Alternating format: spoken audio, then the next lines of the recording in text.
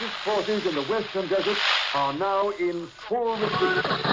This episode is brought to you fortified by the highest quality tea experience, made with the military precision of tactical tea.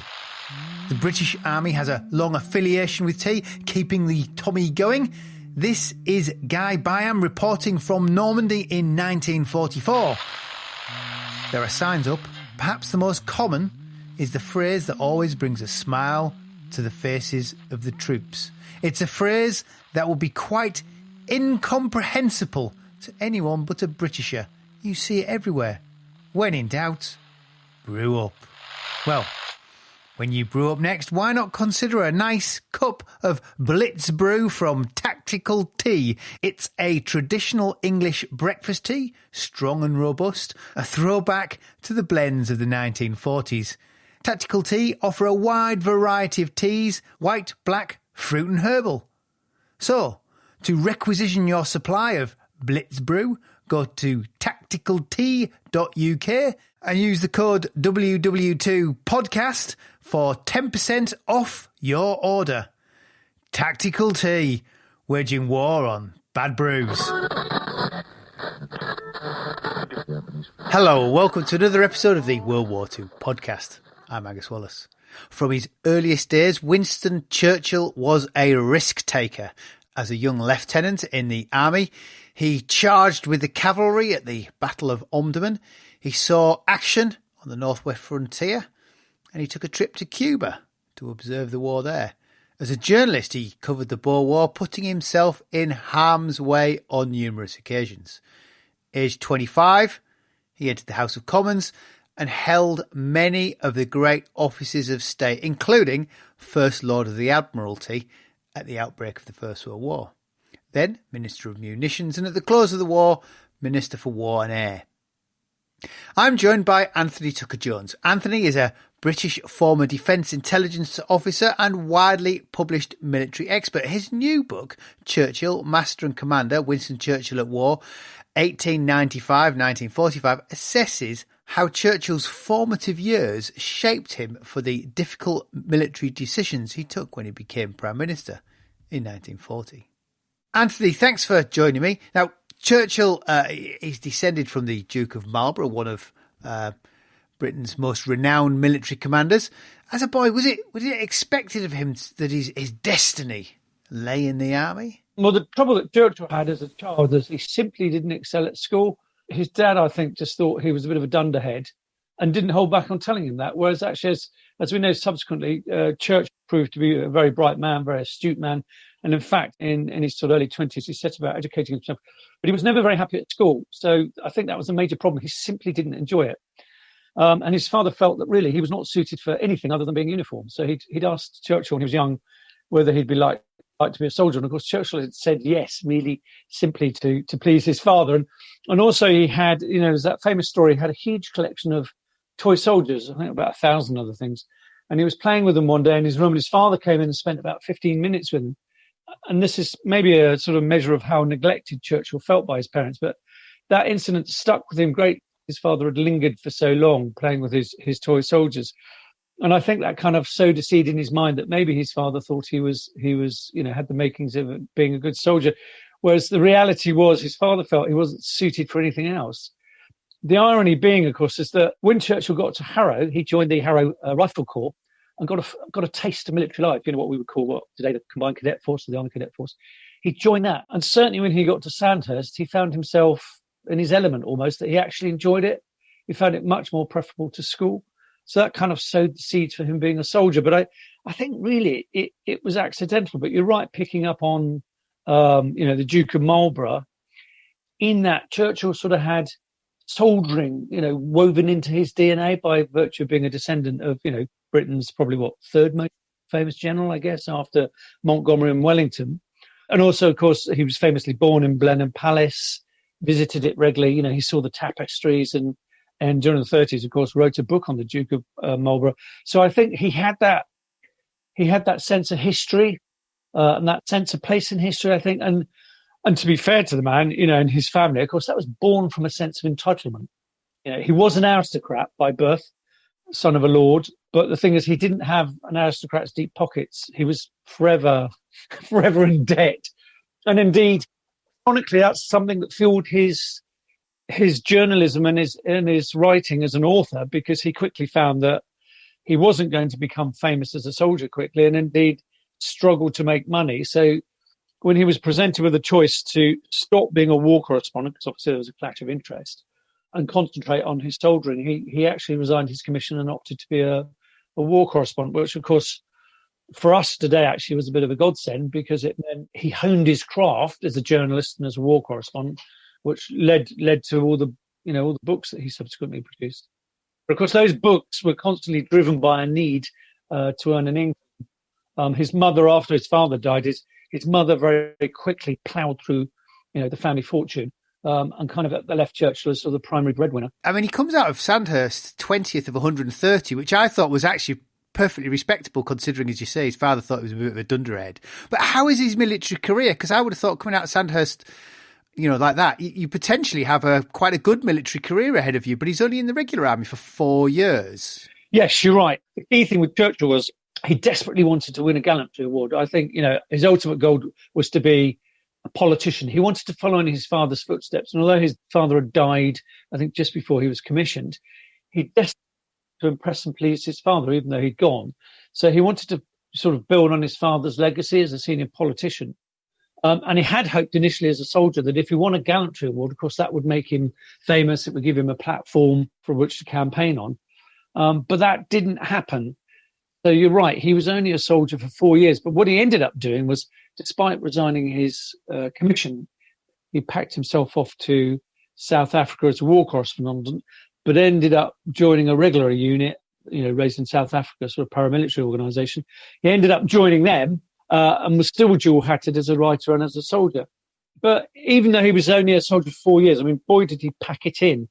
The problem you had as a young subaltern or lieutenant, of course, during the 1890s, was that you would only see action if your regiment was posted to somewhere where there was a current conflict. And his regiment, the 4th Hussars, was sent to India, much to his horror, which, of course, is why he then went off to Cuba, because before they went to India, he got some leave. And he and a friend of his, young Reggie Barnes, they went to Cuba to watch the war there, where the Spanish were fighting campaign against Cuban nationalists. But Churchill had no business being there. I mean, he always did. He got his mother to pull some strings. They contacted, one of his father's old friends who was a diplomat. I think it was the ambassador, in fact, in Madrid. So they approached the Spanish government, who said yes. And of course, as far as the War Office was concerned, in London, this was a private visit, but of course the Spanish couldn't see it as anything other than an official fact-finding mission sent by the British, which was not true. And subsequently, when Churchill came back and, had almost been killed and had written various newspaper articles, of course the British press latched their teeth into him, because they were going, Britain's supposed to be neutral in this. And in fact, I think the British media had largely favoured the Cubans.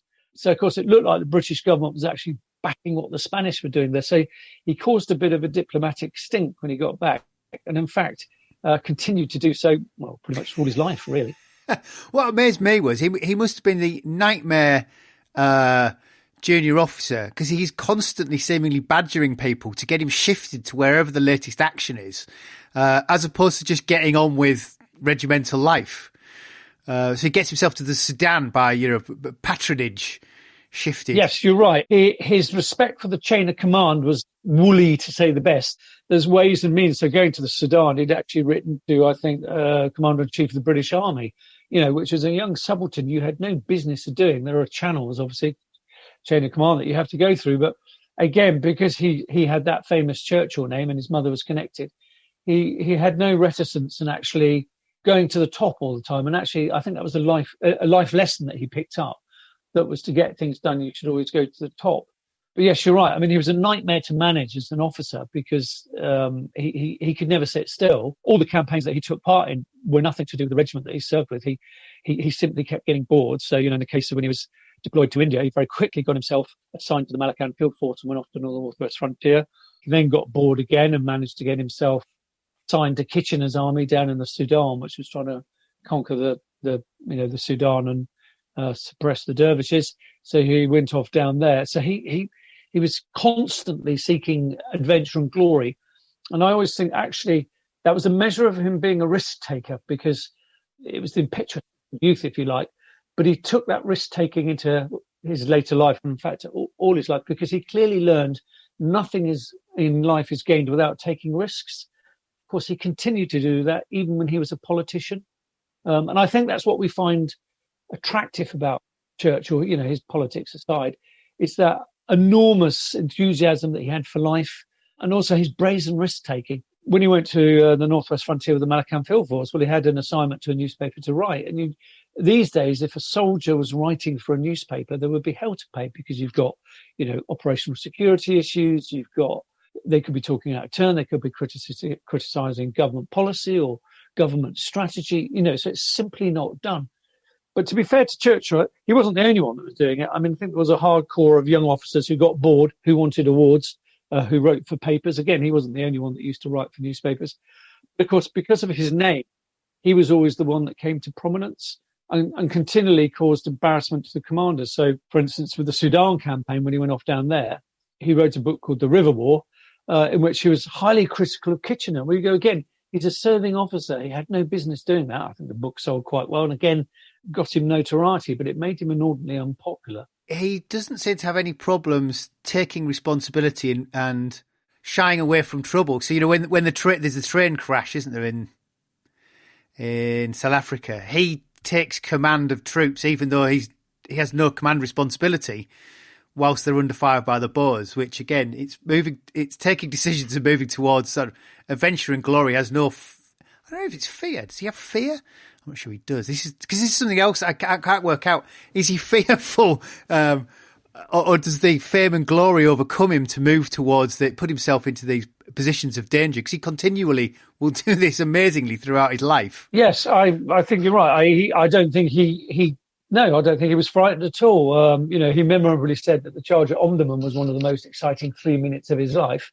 He was regularly putting himself under fire, quite often in the hope of getting noticed by his commanders, so he'd get mentioned in dispatches and maybe win a gallantry medal. He seemed to be completely and utterly fearless, to the point of constantly risking his life. And again, you're right, in South Africa with the train crash, of course, he was there as a war correspondent, and he'd gone along with the patrol on that train because he knew the commander of the patrol, Captain Haldane, who he'd served with. And he'd made that journey several times up the line, but on horseback, so he'd already been up. So he was asked to go along. I don't think he really wanted to, because, again, I think he appreciated being trapped on a train can only go backwards and forwards was not a good idea. But he went along. But I was amazed by, as you point out, when the Boers ambushed the train and derailed it, Churchill took a leading role in getting the derailed carriages out of the way, recovering the engine, getting the wounded onto the engine. He took a leading role in that. And you go, but hang on a minute, there were 2 companies of regular soldiers, a captain and 2 lieutenants.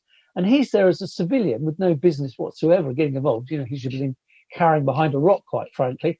But no, he took a leading role, which caused much confusion with the Boers when they subsequently captured him after the train left, was because he was dressed in what looked like a uniform. Again, he had on khaki fatigues and a hat, so it looked every inch a soldier. And the Boers had seen him directing British soldiers on the railway line, so they naturally assumed that he was an officer. And then to compound matters, again, he's a journalist, but actually he was carrying a weapon. He had a pistol on him, which by good fortune he'd left on the train. So when they caught him, he was unarmed. But of course, he would have had a pistol holster on his hip. Plus, they found a clip of ammunition in his pocket. So when he told them, well, I'm a journalist and I'm combatant, that didn't really wash with them. They didn't believe him, quite rightly. But again, on that railway line, he'd been under fire from Boer snipers. They were shelling the train with artillery, and he just strode them out without a care in the world. And after he subsequently escaped from the Boer prisoner of war camp and he got to Portuguese Mozambique, you kind of think honour was served. He could have gone home, but no, instead he sails down to Durban, volunteers for a local cavalry regiment and goes back to war, this time as a soldier. And famously took part in the Battle of Spine Kop, where he almost got himself killed. Is at Hussar Hill, where he almost got himself killed.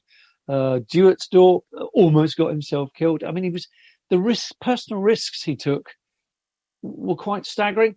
And what I found fascinating when I wrote this book was actually he didn't stop. You kind of think you understand that when you're in your 20s or maybe your early 30s, that you feel you're invincible and invulnerable. But he didn't stop taking those sorts of risks because, afterwards he famously went to the Western Front where he put himself at great risk.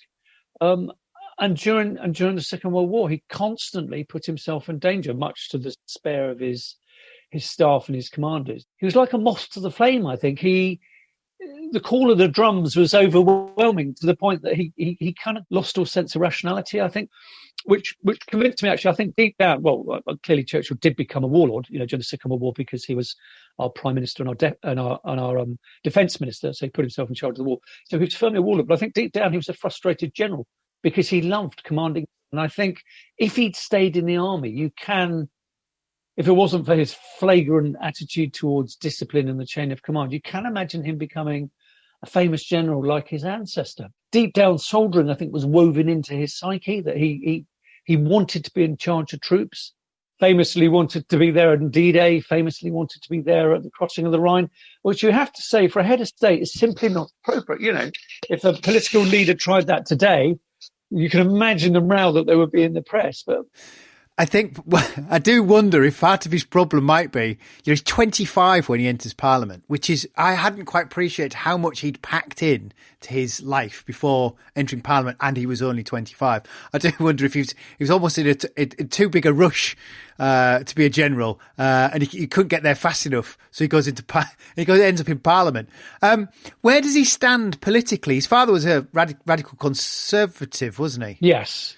To be fair to Churchill, he was clearly a conservative, but on the left part of the party in terms of his social welfare standing. His views on how the state should look after the population. But then you have to go. But in terms of him being a monarchist and an imperialist, clearly he was on the right side of the Conservative Party. So he was a bit of a dichotomy.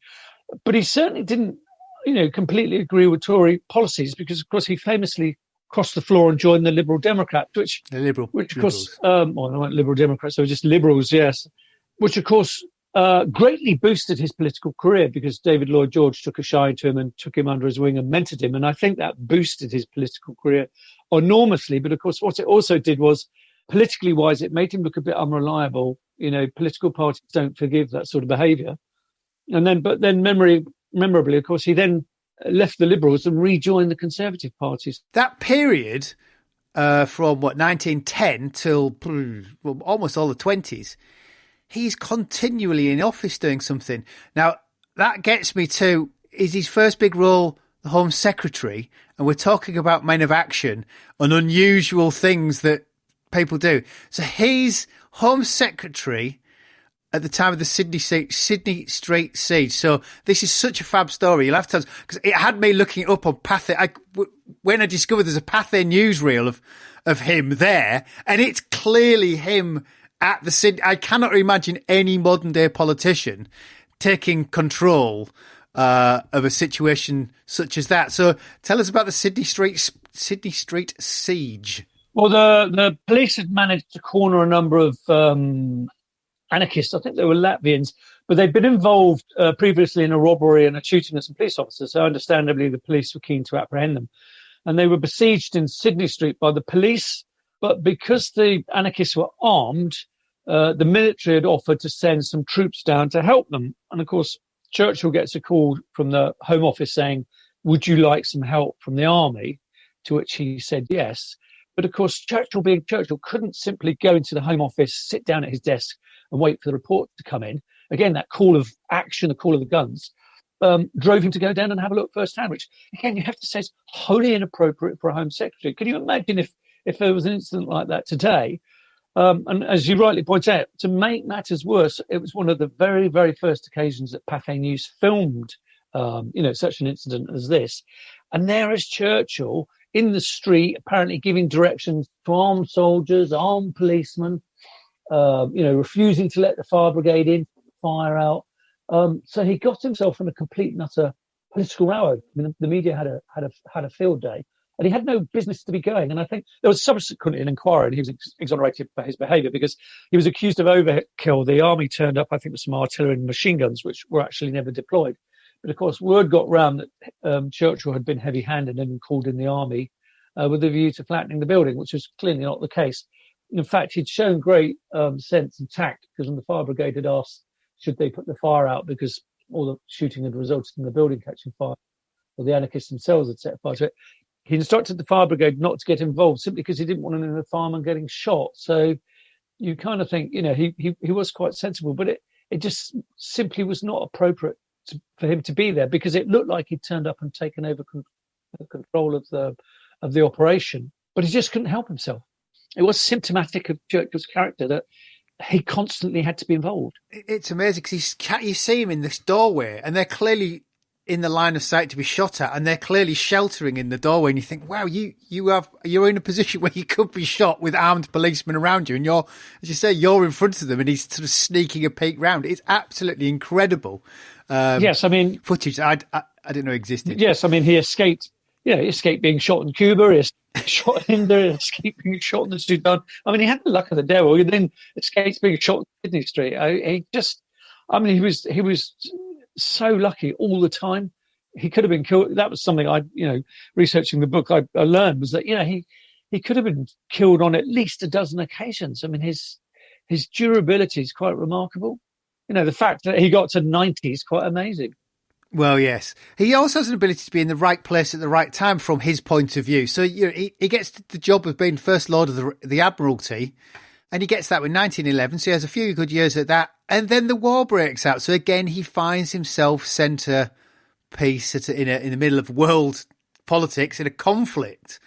How do we view his time at the Admiralty in the First World War? Certainly in the run-up to the First World War, he did a very good job. And what he did was he capitalised on and encouraged the reforms of the Royal Navy that Admiral Jackie Fisher had instigated.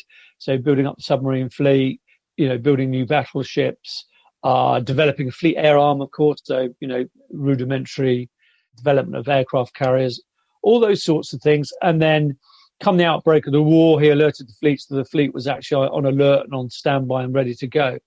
So he did all those things right. But the problem they always had with the Royal Navy was that the home fleet had to defend Britain's territorial waters, so it was sort of hamstrung in a way. So it meant that all the better warships and the more modern ones were kept back for fear that the German fleet would attack Britain. So they were poised in the North Sea, off Shetland and Orkney, ready to intervene, which in a way, of course, then limited the availability of ships. We ended up fighting, the first Battle of the Atlantic with German U-boats. So the Germans attempted to strangle our lines of supplies. Obviously, we did the same to them, ultimately far more successfully. But it sort of left the Navy hamstrung through no real fault of Churchill's. I mean, obviously, he was involved in naval strategy, but he didn't really have the final say as such. But of course, he came unstuck when he suggested the Gallipoli campaign, the assault on the Dardanelles, in an attempt to capture Constantinople and take the Turks out of the war. Essentially, it was a good idea if it had been done properly, but of course it wasn't. And as we all know, Churchill got the blame for it being an utter and complete disaster, which is wholly unfair, because he could only influence events of the Navy. He couldn't influence what the army did. And although the Gallipoli campaign was a disaster, of course, he learned very, very important lessons about the need to develop proper combined operations, where you've got the Navy, the Army and the Air Force all working in concert together for the same goals, mutually supporting each other. And that simply did not happen in Gallipoli. The Navy had bombarded the Turkish forts much too early, thereby tipping off the Germans and the Turks that there was something going to happen down there. They then tried to force the straits on their own, which was a mistake, and ran into mines, again tipping off the Turks and the Germans. So when the actual landings took place, it was no real surprise to the Turks at all.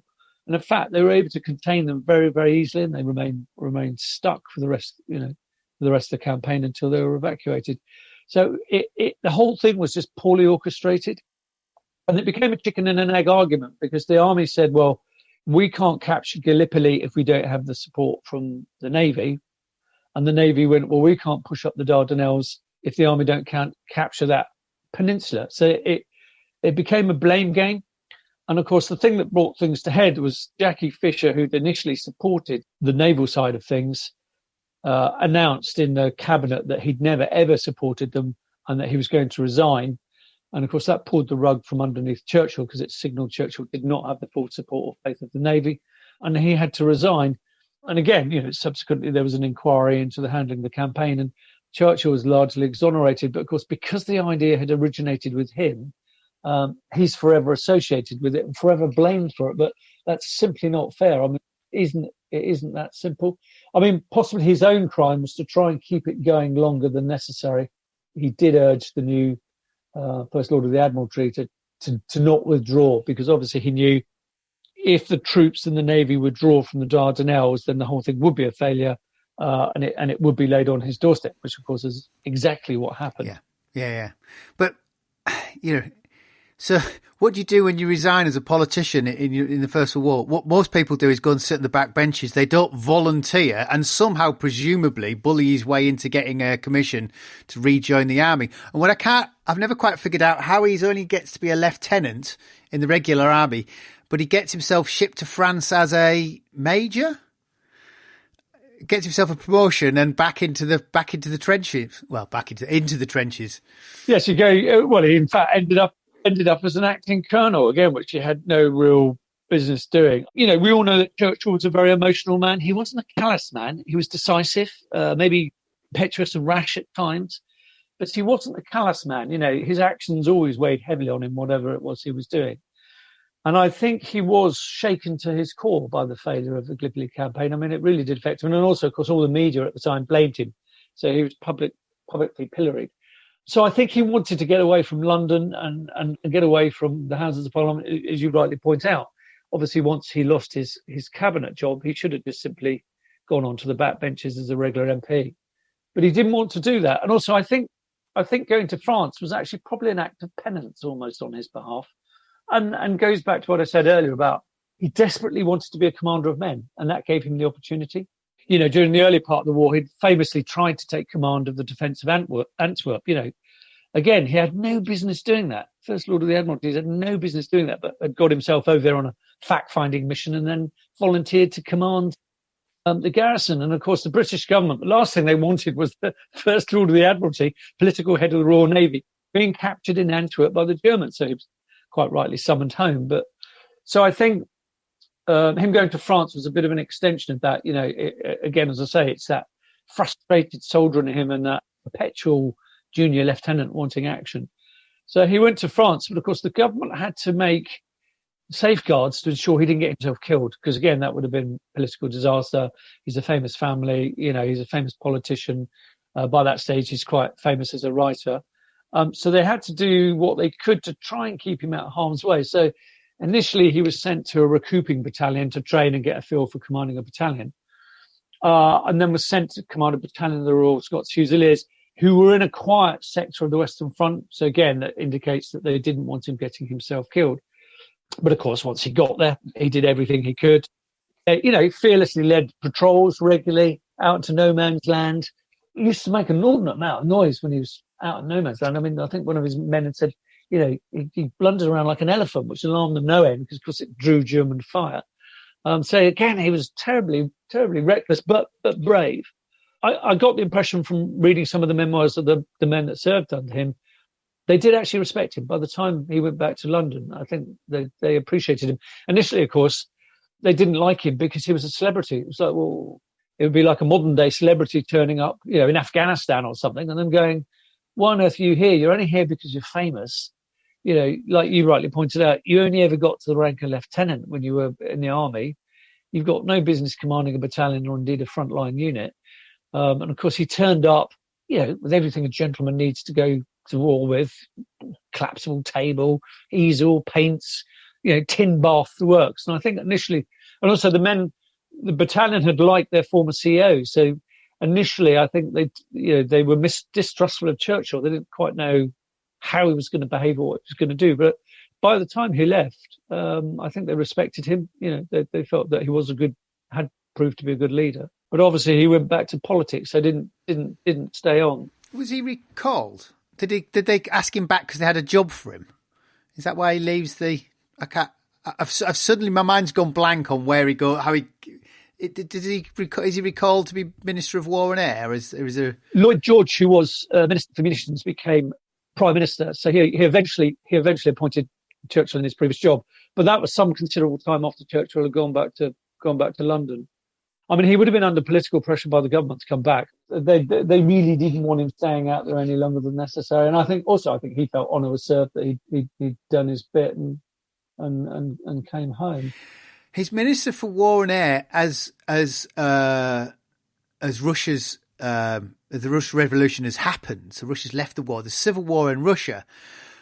And so where does Churchill stand on the Russian Revolution? Is he pro-intervention? Because this is obviously a country that 20 years later he's going to have much closer relationships with. Yes, I mean, David Lloyd George, who was Prime Minister, quickly regretted his decision. I mean, Churchill had made a really good job at being the Minister for Munitions, overseeing, increasing production of aircraft, also, of course, oversaw the production of the tank, development of the tank, shells and bullets and artillery. All that had gone up, so he'd made a really good job of it. So by way of reward, David Lloyd George gave him a Secretary of State job. In fact, he gave him two, because obviously he was Secretary of State for War and Secretary of State for Air. They were actually separate jobs. They're mentioned in the same breath. But so effectively, that put him in charge of the army, and it put him in charge of the RAF. Thankfully, because he saved the RAF from being merged with the army or the navy, because obviously the government was looking to make savings after the First World War. But Lloyd George very quickly regretted making those appointments, because Churchill very quickly made it his life's personal mission to thwart Bolshevism in Russia. And following the Russian Revolution, before the First World War had ended, the Allies had sent troops to Russian ports to safeguard them and ensure supplies got through, and that the Germans didn't capture them. So there were Allied troops there beforehand.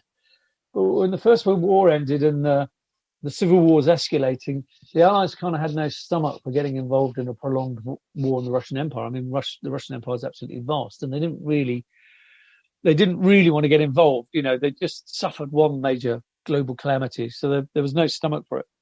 But Churchill desperately wanted to thwart the Bolsheviks, who, by 1919, actually controlled very little of Russia.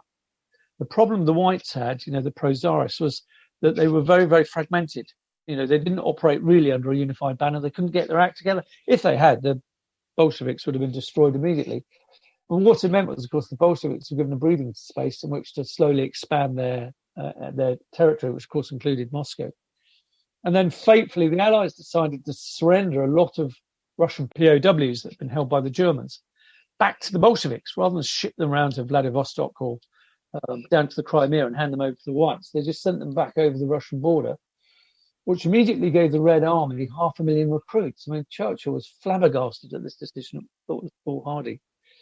So he decided that, well, if the Allies weren't going to send more troops, he'd call for volunteers, and also famously recruited Czech mercenaries. I mean, I was fascinated by this, that there was this large the Czech Legion fighting in Russia, and they'd been recruited from the Austro-Hungarian army by the Russians to fight against the Germans. First World War ends, and understandably the Czechs want to go home because the nation of Czechoslovakia has just been formed. It's facing threats from its neighbours. So the new premier of Czechoslovakia obviously wanted that fighting force to come home. They're proven fighters, they're good fighters, they're well disciplined. About 40,000 of them. Of course, Churchill looks at them because they're straddling the Trans-Siberian Railway, looks at them and goes, well, if we can persuade them to turn west rather than heading east to Vladivostok to get on ships to go back to Europe, we can get them to fight their way through, the Whites down in the Crimea and the British and American forces up at Archangel, which they briefly had a go at, but Admiral Kolchak, who was sort of the senior White commander, the forces under his command were just simply so terrible that they very quickly disintegrated. They were poorly supplied, poorly trained, suffered from disease. They fairly quickly collapsed. And of course, as the White armies began to collapse, so did Western enthusiasm for propping them up. And Britain sent a training mission to try and help. But the whole thing came off the rails fairly quickly. Does Churchill, is he the man that calls a halt on it, or does he just want to keep buggering on to keep the Bolsheviks out? Is it Lloyd George that eventually stops the British intervention? Yeah, no, it's Lloyd George that takes the decision to evacuate. I mean, everyone else was leaving as well, so Britain would have been there on its own if it agreed to stay. Plus, Britain had given the Whites an enormous amount of equipment. I mean, they gave military equipment, enough to equip an entire army. Obviously, Britain was awash in surplus weapons after the First World War. So Britain gifted huge amounts of rifles, artillery, machine guns and shells to the Whites. So we'd already spent a fortune. The other thing was that Lloyd George in his wisdom was very aware that the more pressure we put on the Bolsheviks and the Red Army, the more there would be a potential backlash in Western Europe, because obviously socialism was taking hold, particularly in Germany after the First World War, where everyone felt, the Kaiser had failed them, the army had failed them. So there was this backlash against the accepted order. Obviously, the Bolsheviks were socialists as well. So there's this spread of socialism very, very quickly through Germany, into France. The French army had famously mutinied during the First World War because they thought they were poorly led. And it began to take hold in Britain. And Lloyd George was worried that if Britain embarked on a prolonged military campaign in Russia, then it would fuel problems at home. And I think he was right. He was right in that. But as you mentioned earlier, of course, because Churchill was such a champion of strangling Bolshevism at birth, Joseph Stalin never forgot that, which, of course, again, as you rightly point out, subsequently makes some very odd bedfellows come the Second World War, when Britain found itself, first in alliance with Russia and then with America as they entered the war. When you have such a long political career, you can't help but offending people who you didn't think you'd ever bump into again. Yes, and also I'm always amazed that he felt that he could trust Stalin and the Soviet Union. He didn't trust them during the 20s and the 30s, and yet come the Second World War, he did that famous division of areas of responsibility in Eastern Europe, which, of course, by his own stroke of a pen, created the seeds for the Cold War. He did. He makes that famous speech in Fulton, Missouri, in 1946, about an Iron Curtain descending in Europe. Well, of course, he'd sowed the seeds of that because he'd agreed with Stalin as to Soviet areas of interest.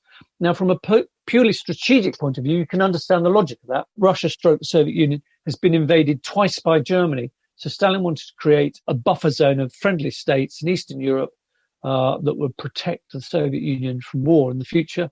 The Soviets had before the war broke out, they had that forward defense policy whereby they would fight in Eastern Poland against the Germans. That's why they took Eastern Poland, was they wanted to create this defensive buffer. So from strategic point of view for them, making, Bulgaria, Hungary, Czechoslovakia, and Eastern Germany, communist states, created this sense of security. But also, of course, it raised tensions with the West and created the Cold War. But Churchill bears responsibility for that. Strangely, both he and Roosevelt had very good relationships with Stalin, and they both seemed to think that they could influence him. They both seemed to think that they could convince him of the merits of democracy. Whereas, of course, Russia had no real history or legacy of that whatsoever. Whenever they'd had elections, they'd always gone wrong or been corrupted. And yet, both Roosevelt and Churchill felt that they could prevail on Stalin to be a reasonable man and do the decent thing. Well, as far as Stalin was concerned, the decent thing was to safeguard the Soviet Union against all threats, even if that meant former allies. His behaviour was replicated, obviously, in the Far East when they invaded Manchuria to defeat the Japanese and occupied northern Korea. Again, because what that did was for the Soviet Union, it created a security buffer. They'd fought a brief war against the Japanese in the late 1930s in Mongolia. So Soviet Union not only wanted to safeguard its borders in Europe, it also needed to do it, in Asia. And they did. It's funny because I think people often think of sort of Churchill as intransigent, and I actually think he's remarkably flexible. I mean, I think he could be belligerent. I mean, it's certainly, if you look at his post First World War career, he's Ireland. He takes quite a martial stance seemingly on it. Mesopotamia, there's a campaign in Mesopotamia that he gets into hot water over. And then he finally becomes he comes unstuck as Chancellor of the Exchequer at the end of the 20s, where he forces back onto the gold standard, which causes no end of trouble, doesn't it?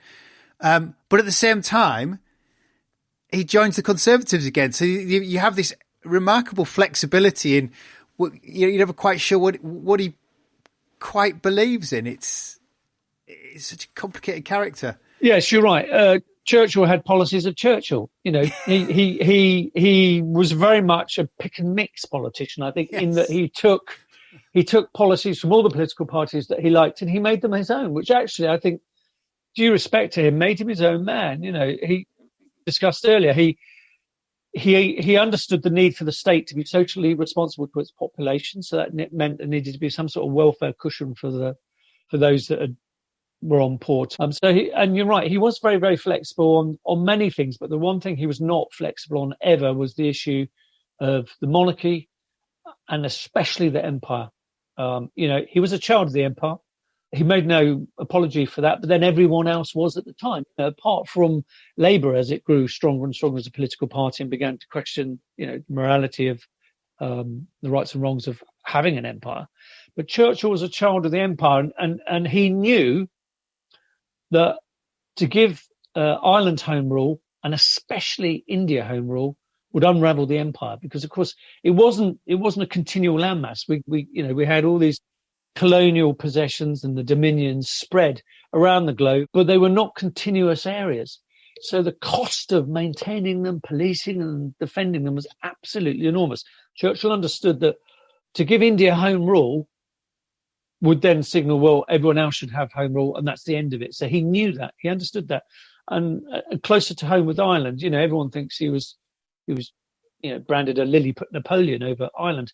Both Ireland and India, when I was researching the book, I realised how similar parallels there were, because Churchill appreciated the historian in him. In both instances, that if British rule was removed, there would be sectarian violence. So in Ireland, obviously, you had that traditional hatred between the predominantly Protestant North, which was a creation of the British and Cromwell, and the Catholic South. So there were those tensions all the time. Obviously, the Catholic majority wanted home rule. Protestant minority in the North did not want it because they didn't want to be dominated by the Catholics. And it's exactly the same in India. I mean, what Gandhi and Nehru wanted was what Britain had created. I mean, Churchill famously said India doesn't exist other than as a geographic term. It's like we would, these days we look increasingly at Europe maybe as the United States of Europe, but Europe was always a geographic term. It's a landmass made up of many countries.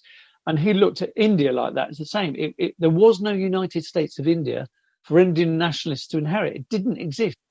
Britain had created, over several hundred years. And Churchill knew that British rule gave the Indians actually a common enemy ultimately, but he knew that British rule would mean, end of British rule would mean dominance of India by the Hindu majority, which would not meet favour with the Muslim minority. So he knew that if Britain left, there would be sectarian violence, which of course there was. If you look at it in purely strategic terms, which I'm sure Churchill did, it was the jewel in the crown of the empire, and also Britain was keeping it together.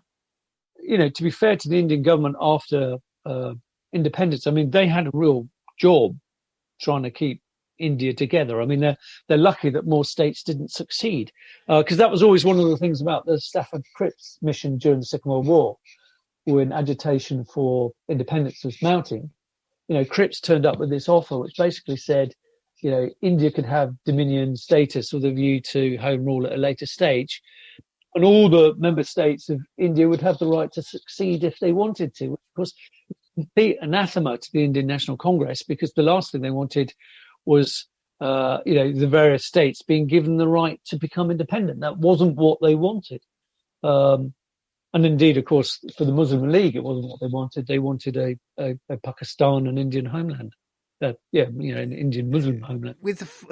At the end of this period, that sort of 20s, he falls from power. And we have famously these wilderness years. Now, the one thing that I think is quite hard to square is how, for someone who looks like a spent force, he's had a fantastic career up until the end of the 20s. He had every major office of state. He's seemingly taken part in every major British war. Somewhere along the line, he's had his fingers all over it. As a spent force, why does Chamberlain suddenly ask Churchill back to be First Lord of the Admiralty? It's not like he's a leader of any party, but he's brought back into the government. I think Chamberlain brought him back in to stop him causing mischief on the backbenches.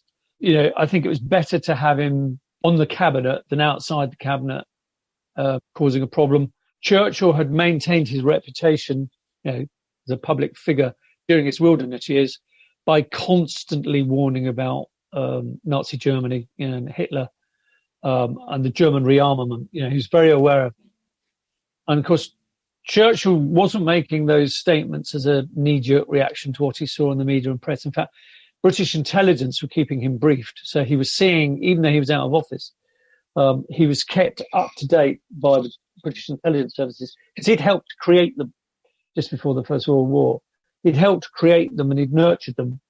And he had contacts, so they kept him really well informed. And he knew that for Germany, it wasn't just a case of reclaiming the lost lands from the First World War. He knew that there was something more sinister afoot. Germany, was becoming a burgeoning military power. It had thrown out the Treaty of Versailles. It was building tanks. It was building up the Luftwaffe. It was building U-boats. It was building warships. And all that indicated one thing, another war in Europe. And he knew that. So I think Chamberlain probably brought him back in because obviously Churchill had been proved right. Chamberlain, with the best will in the world, had hoped that Hitler would listen to sense because Hitler had his own agenda. But it's interesting. You're right. It's interesting. Why did he give him the First Lord of the Admiralty position? Because that, he'd left under a cloud. So that was quite a controversial decision. As it turned out, of course, it was very, very wise because it eased Churchill back into a senior political position. But also, of course, what proved vital was Churchill had experience of running convoys during the First World War. So very quickly, once he was back in the Admiralty, he reinstigated the convoy system, which we all know, proved a godsend very quickly. Sadly, of course, the Americans was very slow to take that up initially during the early parts of the Second World War, and they lost huge amounts of shipping off their own coast because they were not, grouping the ships into convoys protected by warships. It took them a long time to realize the error of that. Whereas Churchill very quickly knew that, Britain had faced mortal danger during the First World War in the Atlantic. So that was one of the things he did, was to instigate convoy system. And likewise, of course, was largely responsible for the Norway campaign, which was a disaster. You have to go, well, how on earth did he survive that? Because that squarely laid at his doorstep. But you could say, well, it wasn't entirely his fault. The insufficient troops have sent, coordination wasn't good. Again, it wasn't a proper combined operation. But ironically, the good thing that came out of the Norwegian campaign was that the German Navy was so badly mauled, it was not really to support an invasion of England in the summer of 1940. So actually, it did serve its purpose. I'm not sure. Didn't Chamberlain get a lot of the flack for wrongly for Norway as well, rather than Churchill somehow? Well, yeah, the buck stops with the Prime Minister, so it's quite right. But yes, Churchill tried to shoulder some of the blame in the House of Commons when they were making, public statements about it. And David Lloyd George deflected Churchill, trying to shoulder some of the blame by saying, you're just acting as an umbrella, or words to his effect, meaning that he was protecting Chamberlain.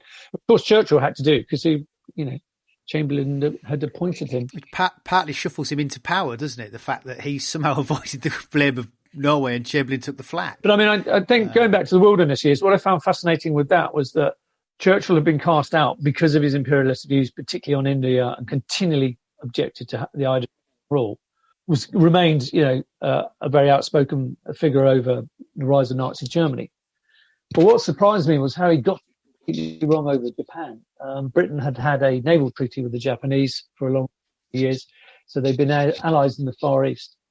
And Churchill seemed to think the Japanese were a force for good because China was prostrate. It had been brought to its knees by civil war, by the communists, by Japanese activity there, by the warlords, by the international concessions as well, because the Europeans had a foothold there. China was in a terrible state. And he somehow thought that the Japanese presence in Manchuria, in the Manchu Kuo, was a good thing. Because I was appalled that he said nothing about the massacre of Nanking, when the Japanese army went on the rampage. He kept quiet, and he got it very, very right about Germany, and indeed about Mussolini, because obviously Mussolini was an emerging threat. In fact, had obviously been in office a lot longer than Hitler. So he got it right about Germany and Italy, but he got it woefully wrong about the Japanese. And also, of course, by the time he was prime minister, there was nothing he could do about the Japanese threat. Anyway, Britain simply did not have the resources to protect its Far Eastern interests. Ultimately, he had the choice of, do I safeguard Cairo or do I safeguard Singapore? And of course, he chose Cairo, and the rest is history. Singapore was lost, and Britain was humiliated with the loss of Burma and Malaya. Well, I'm not sure as well, and this might be controversial, if there's a slight superior belief in the British Britishness that he only sends over the Prince of Wales and a few ships to Singapore, thinking that'll frighten the Japanese. When effectively they have an enormously powerful navy, but this kind of a superiority that he feels we have that is just knocked out of the ballpark when that. We're recording to the 6th. 7th December tomorrow will be the 80th anniversary when they let loose the whirlwind. No, you're completely right. Again, it's symptomatic of Churchill and his judgment of Japan and the Japanese military being woefully wrong, inadequate. The Japanese have been conducting major campaigns in China throughout the 1930s. They had this bomber fleet. They had fighters. They'd used air power systematically against the Chinese, which is why, of course, they used them as force multipliers. Their tanks, artillery, aircraft, and bombers, and their armies were always much smaller than those of the Chinese. The Chinese were, very infantry heavy, and they had a lot of manpower, but they didn't have the generals nor the modern hardware really to use them effectively, which is what enabled the Japanese to dominate there. And Churchill should have seen the warning signs. I mean, the warning signs had already been there in the Spanish Civil War. When air power had shown itself to be quite devastating. Again, there Churchill got the wrong message from it because they tried various warships during the Civil War there in Spain and had failed. So Churchill, of course, had deduced that aircraft were not a threat to warships, whereas, of course, the Norwegian campaign proved otherwise. So he should have known that Japanese air power and their sea lift capability was a major threat to British interests. And, by his own admission, he was haunted forever after about the loss of the Prince of Wales and the repulse because he sent them without aircraft carrier cover. There wasn't one available. I think one had been assigned and it had broken down, wasn't available. So he shouldn't have sent them on their own. I mean, he basically sent them as sacrificial lambs. And you're right, it was an example of British gunboat diplomacy, but it wasn't backed up with sufficient force. So the Japanese, sank them very, very easily and very swiftly. In fact, Churchill was cross that the RAF were unable to carry out, retribution operations because every time they found a Japanese warship, they simply failed to sink it. So I suppose probably he was hoping against all best evidence that there would not be a war in the Far East. I mean, Britain couldn't afford to fight a two-front war; it just didn't have the resources to do it until such time as America entered. So another interesting point about Churchill when he becomes Prime Minister is that, and it's not hidden, but it doesn't always come across in the historiography. He appoints himself Minister of War. So he does sit in absolute reign over the war effort in Britain. Well, how was that viewed at the time? I think that's a really interesting, because Lloyd George doesn't do it during the First World War. Neither does Asquith. How is it viewed? It is kind of warmonger. What's the phrase? He is ultimately the war leader, and he makes himself that war leader. Churchill wanted to become warlord, and he made it so. I mean, you're right. That was one of the central tenets that informed the book. There's the walk with destiny comment, but also, why did he do that? What was the point of it? Well, obviously, he'd seen from South Africa and Gallipoli the running wars by committee without very, very firm direction would end in disaster. So when it came to the Second World War, he appointed himself defence minister, and that was a brand new post that hadn't existed before. And he did that because what it did was it short-circuited the Secretary of State for War, who was obviously the political head of the army. It short-circuited him and the First Lord of the Admiralty, and the minister responsible for air. It short-circuited them because it meant the three service chiefs, the chiefs of staff, answered directly to Churchill, and by doing that, that gave him strategic oversight and control of Britain's war effort. And that was a very, very key thing he did there, because it meant all key political and military decisions would fall to him. And that's why I named the book, Churchill, Master and Commander, because he became the country's political master and he became its military commander. And that was a very, very deliberate move on his part, because he and let's face it, subsequently he got a lot of things right, but he knew at that crucial moment in May 1940, indecision was the last thing that the country needed. There'd been all that wavering over appeasement, There was that crisis moment when Chamberlain went, does the country sue for peace with Hitler? Do we trade off something? What will he want? Shall we humiliatingly surrender? What are we going to do? Because we're not really in a position to carry on fighting. The RAF's already been mauled over France. The army's, only just been saved, or some of the manpower has. It's lost all its equipment, it's lost all its tanks, artillery, and rifles. We're going to need to rebuild that. That will take time. So should Hitler decide to cross the Channel, we are really in trouble. So what are we going to do? I mean, there was that sort of panicked moment when the entire nation was sort of holding its breath. I personally believe Churchill had no intention whatsoever of putting out his through Mussolini. It was initially suggested he be an intermediary before Italy entered the war to see whether or not Hitler was prepared to treat with Britain. I firmly believe that Churchill did that simply as an act of going through the motions, because he still had appeasers in his war cabinet. Chamberlain and Lord Halifax were still there. So to keep everyone aboard and not to make it look immediately like he was some sort of warmonger, he had to go through those motions to convince everyone that, he was exploring all the options. But I firmly believe deep down in his heart, he knew that was not an option. Now, in recent years, there have been numerous books about those days in May 1940 when he took over, that maybe he did waver. Maybe he was going to, he seriously did think about suing for peace. And I don't believe that. I find that hard to believe. He knew what Nazi Germany stood for. He'd seen what they'd done. Once they're in control of France, Britain was next. What would we gain by suing for peace?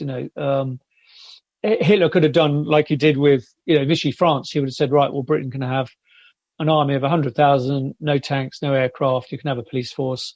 The Royal Navy is to be confined to its bases. They're not to patrol, which were exactly the things he imposed on France. He could have insisted on those, with Britain, and said, if you do not comply, we'll bomb your cities into oblivion or we'll invade you. With the benefit of hindsight, we know that an invasion actually was never really a possibility because they didn't have the wherewithal to do it. But at the time, people didn't really know that. So everyone was living in a state of terror until Churchill basically turned up and started doing all those stirring speeches. Because he did grumble on one occasion. He said, oh, well, I'm remembered for the Second World War. The only thing I'm remembered for is my stirring speeches, whereas actually they forget, I led the nation, I made all the decisions.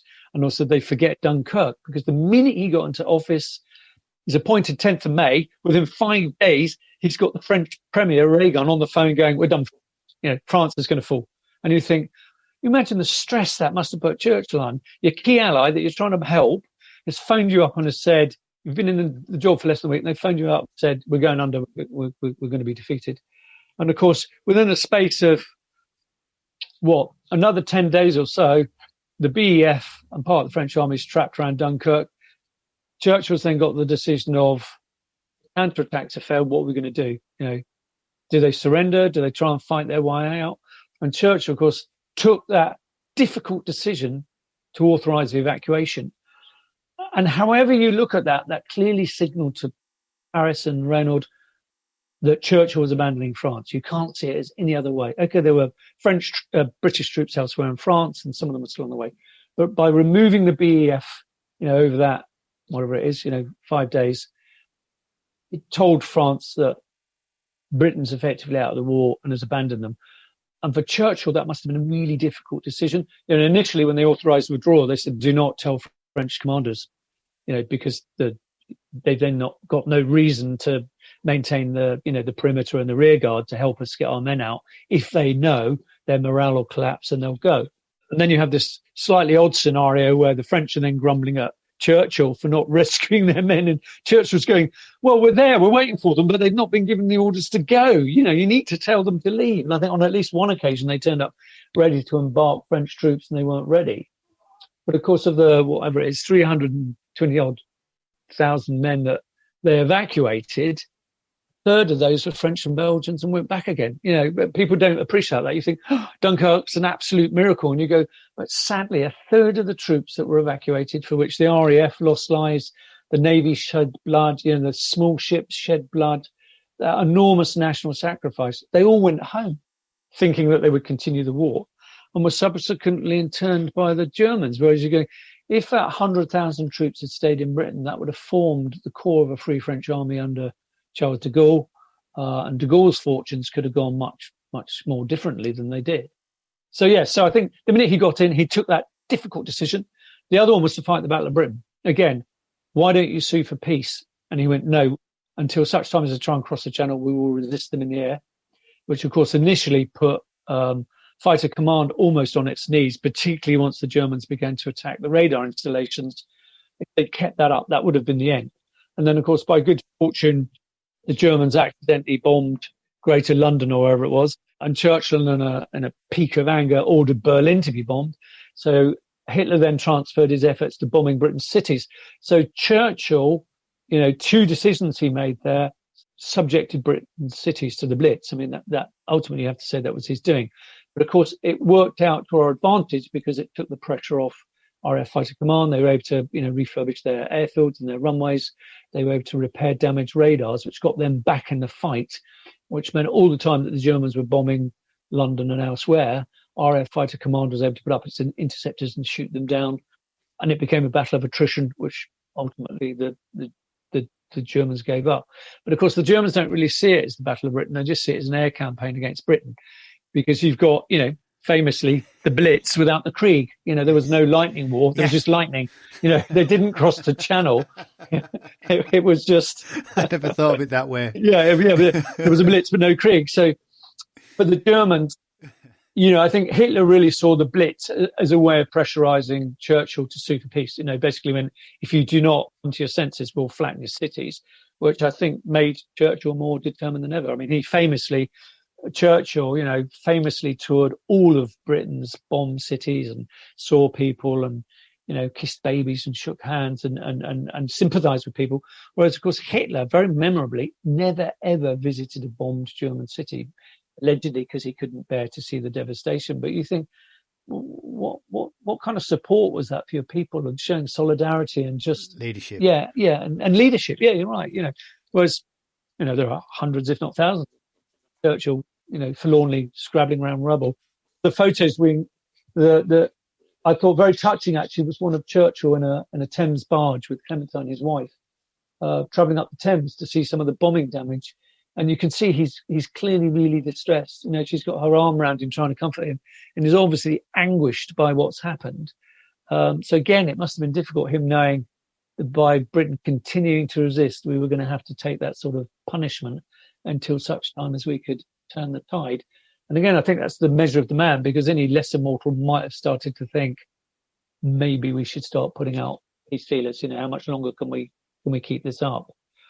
And as we know, well, we kept it up for a year and a half until America entered the war. I think that May is really the sort of one of the central cruxes to your argument about how everything was building up of his past, because that May he comes to power, so much happens in such a short period of time, and he just steps into the role. And the word you kept mentioning is decisive. He made decisive decisions, which is not what had happened before. But I think, and there's other titles we can attach to that warmongering, warlord. But I think it's important to point out, that it gets overlooked. He's not a dictator, is he?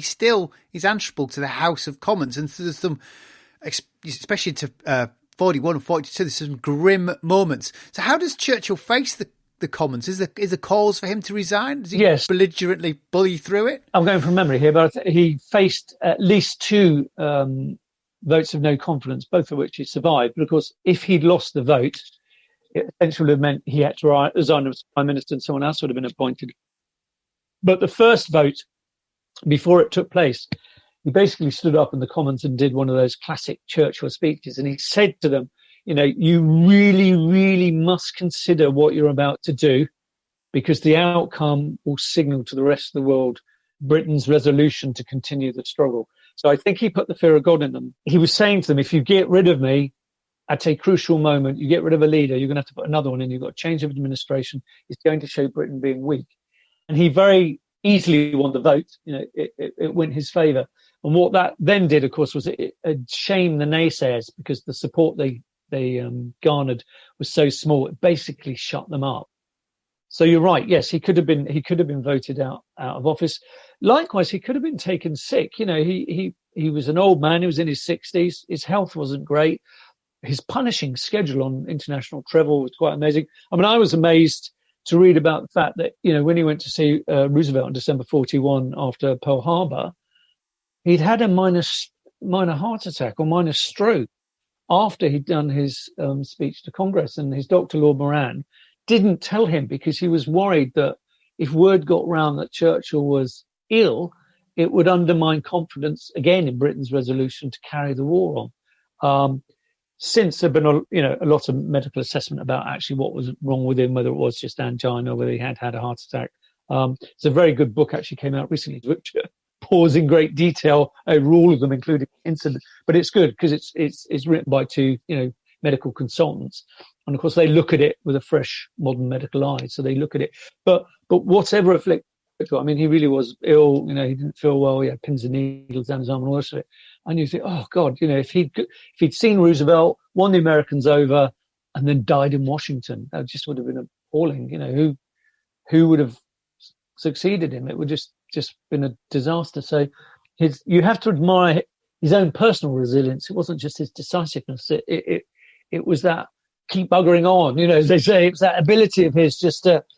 Because again, a lesser man, I can't remember the figures, but, you know, he flew to all these conferences. He went to Cairo, Yalta, Casablanca, Ottawa, and Moscow. You know, he just, and we're not talking modern jumbo jets where they're pressurized and you're kept warm and the air circulated. I mean, they were in rickety old transport aircraft, which, to be fair for him, probably were quite modern by their standards. But one of the stories that stuck with me was when he went to Athens in 44 to try and broker a ceasefire between the Greek communists and the monarchists who were fighting over Greece as the Germans withdrew.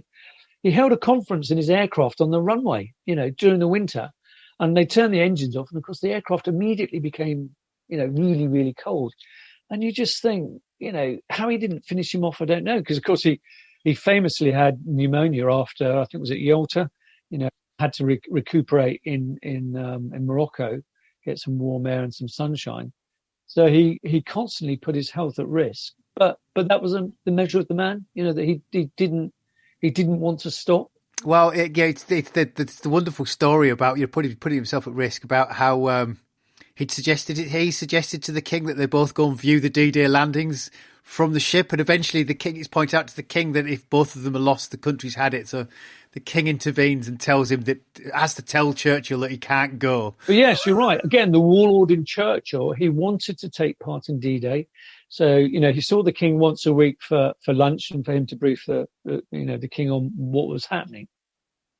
And the pair of them concocted this schoolboy plan that they would go on a warship that would be bombarding the German Atlantic Wall, and would be there to watch the first wave. And of course, when word of this leaked out after the pair of them had told the chiefs of staff, you know, everyone threw their hands up in horror and went, if King George is killed and Churchill's killed on the same ship, it's just a propaganda coup for the Nazis. What? So they quickly leant on the king, who saw sense, and said, okay, I'm not going to go. But Churchill persisted. And they had to go to the king and say, look, the only person he's going to listen to will be you. You know, you are his monarch. He greatly respects you. They were indeed firm friends by that stage. And the king wrote to Churchill and said, look, I can't go because it's not fair if you go. So Churchill very reluctantly agreed not to go, but wrote an interesting letter back to the king, which basically said, you know, thank you very much for your concern about my safety.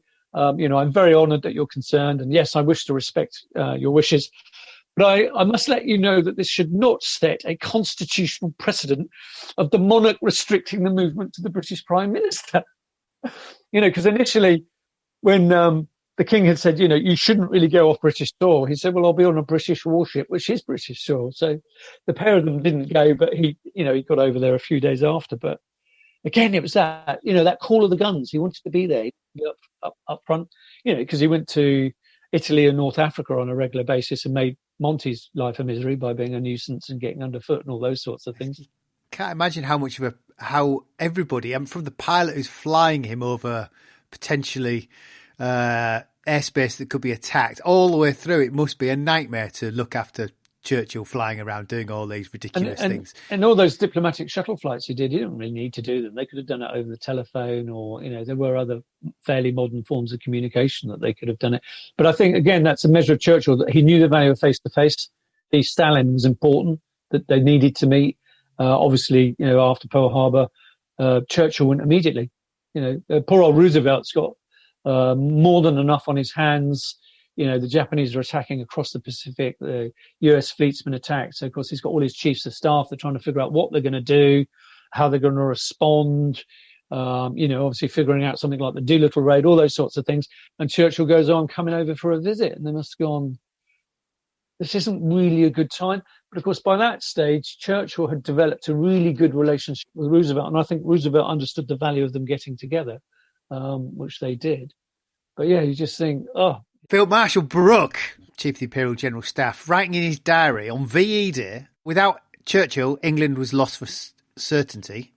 With him, England has been on the verge of disaster again and again, and with no recognition hardly at all for those that help him, except the occasional breadcrumb intended to prevent the dog straying too far from the table. I thought it's a really peculiar thing for Brooke to write on VE Day of all days.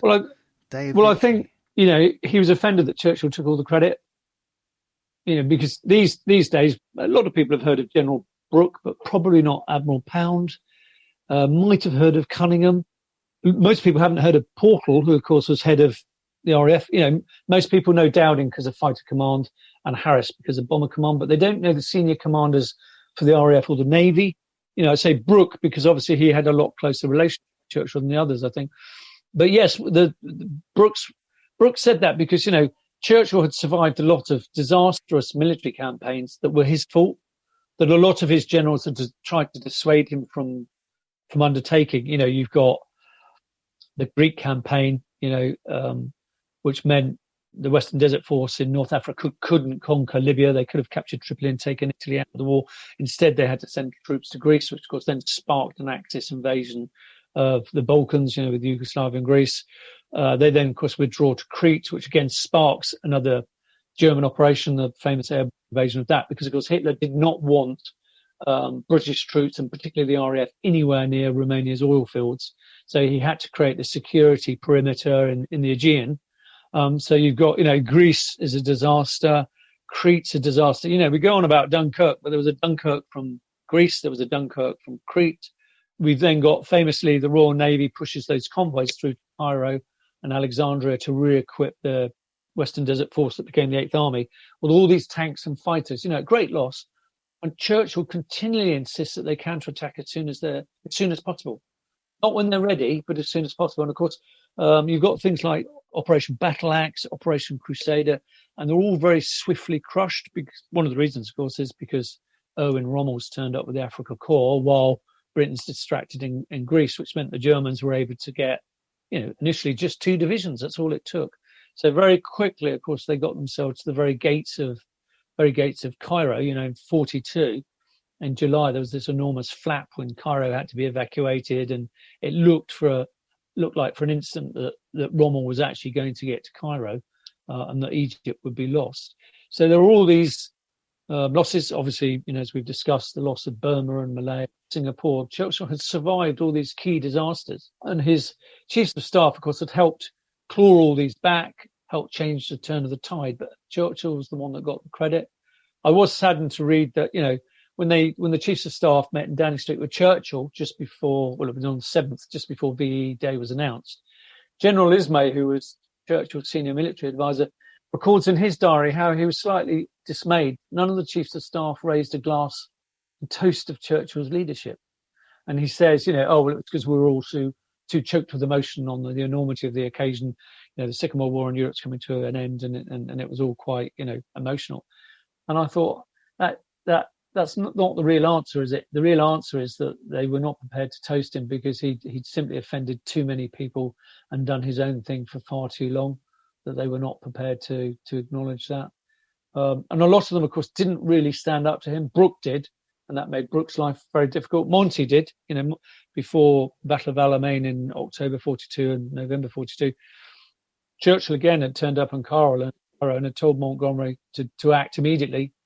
Montgomery famously said, excuse me, Prime Minister, but I know my job and you know your job. Please don't tell me how to do mine. If you're not happy with me, remove me. He basically threatened him, let me get on with it. So Churchill stepped back. And of course, Montgomery's got this reputation for being a plodding general and too methodical, which is it's a bit of an odd insult criticism, really. Actually, you kind of think, well, as a commander, you should make sure your ducks are in a row and everything's ready beforehand.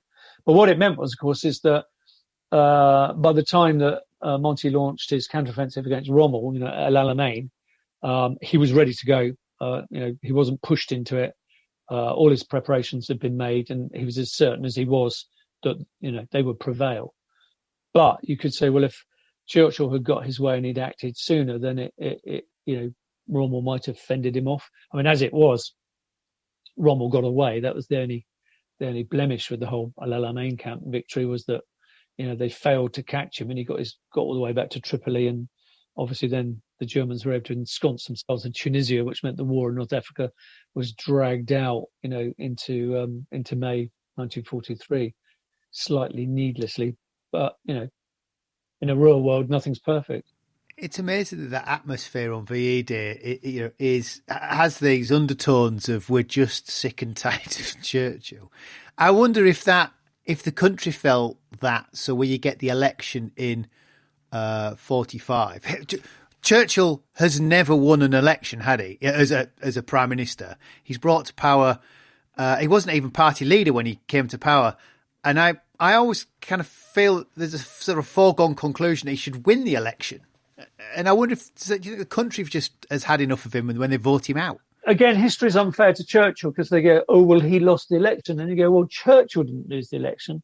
The Conservative Party lost the election. There'd been a coalition government, and you basically had, the Liberals, the Labour Party and the Conservatives all campaigning to win a majority in the Houses of Parliament. And those elections, of course, were not US presidential style elections based on a leader. They were based on party policies.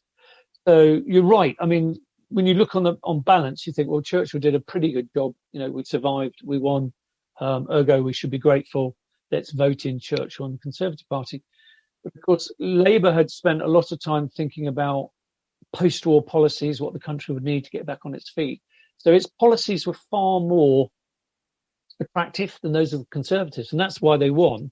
It wasn't really any slight on Churchill. It was the fact that they didn't want the Tories in power, and Churchill was a Tory at that time, so it would, a new government wouldn't include him.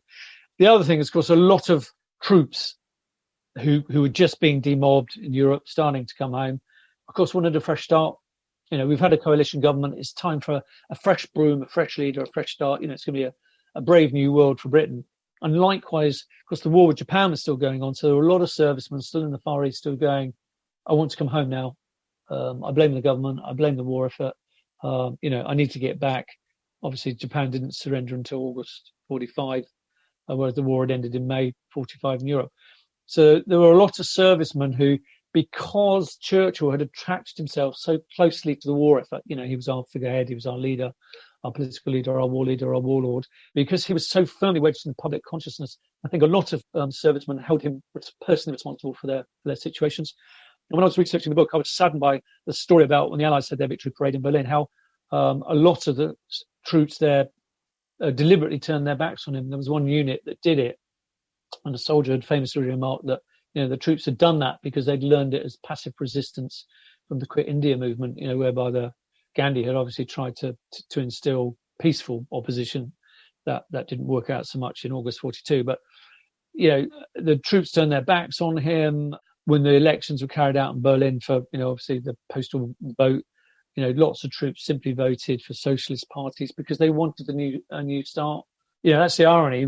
Churchill was so successful at being a warlord, nobody wanted a warlord in peacetime. Well, the next question was going to be that idea of him being a warlord has had that label run its time, and he's not Stalin, he's not a dictator, and the country feels that. No, but he was, because Stalin was very firmly a warlord, and of course they were allies, so they were seen together.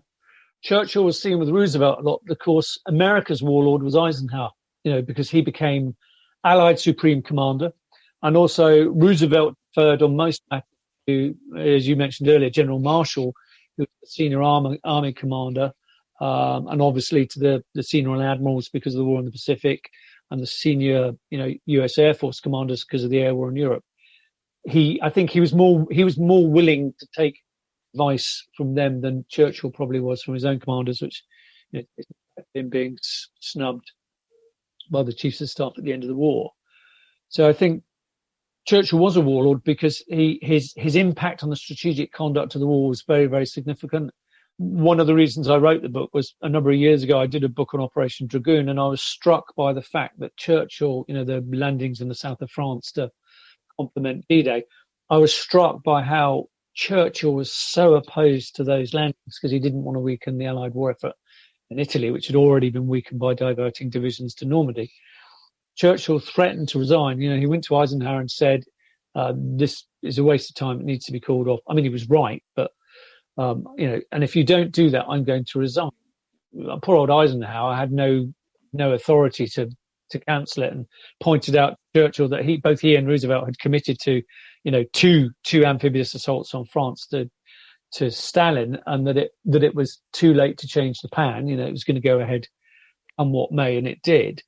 But to me, that signalled August 1944, very, very much signalled the end of Churchill's ability to shape the strategic conduct of the Second World War, because obviously he got the Americans to agree to the defeat of Germany would be given a priority over Japan. The Mediterranean first strategy would happen before the second front was opened. So he'd influenced all those key strategic decisions, during 42, 43. But come 44, he had real no say on matters. He just became by the end of 44, he was increasingly excited bystander, quite frankly, because by that point, America was the senior partner. It had more men under arms. Its industries were churning out more equipment, and therefore, quite rightly, I think was in the driving seat increasingly. Now, we can argue till the cows come home whether Eisenhower's broad Trump policy was right or not. I personally think probably the Second World War in Europe lasted longer than it really needed to because of the lack of a decisive strike against Germany. Market Garden aside, obviously, but by that point, Churchill had no say on matters. He had no influence over Market Garden because he was in America. So for me, that was kind of the high water mark for him. He stopped his ability to drive the war. I think the label of warlord is an interesting one because he can be when Britain is in the driving seat in those early years. But by the time America comes in, Roosevelt's not a military commander. He defers to his military. Even by then, Stalin is doing the same sort of thing. He's pointing them in the right direction. But Churchill is desperately wanting to be sat at that top table with Eisenhower driving it, and they don't want him there. And I think they exclude him from it. it. You're right. Well, and also, of course, famously, Roosevelt and Churchill had very different strategic goals. So particularly in the Far East, Churchill's role really was to safeguard the end, recover Singapore and try and restore British military prestige in that part of the world. Whereas the American policy there really was one of propping up the nationalists in China because that helped the war against Japan and ultimately the war in the Pacific. The Americans wanted position bombers in China so it could hit the Japanese bases. So there, British and American strategic interests were not allied. And also, of course, the Americans had a far greater strategic jigsaw puzzle than even Churchill had. When you think the enormity of the Pacific campaign the Americans are waging, so it's land,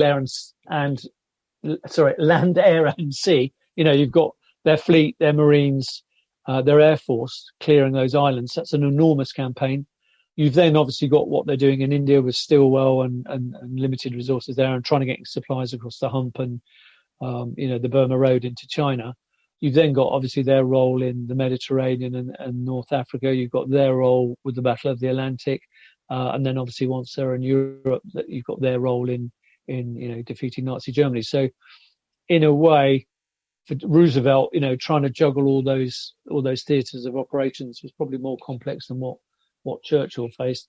And ultimately, of course, Britain, like France, really was interested in restoring its empire. The French wanted to do that as well, understandably.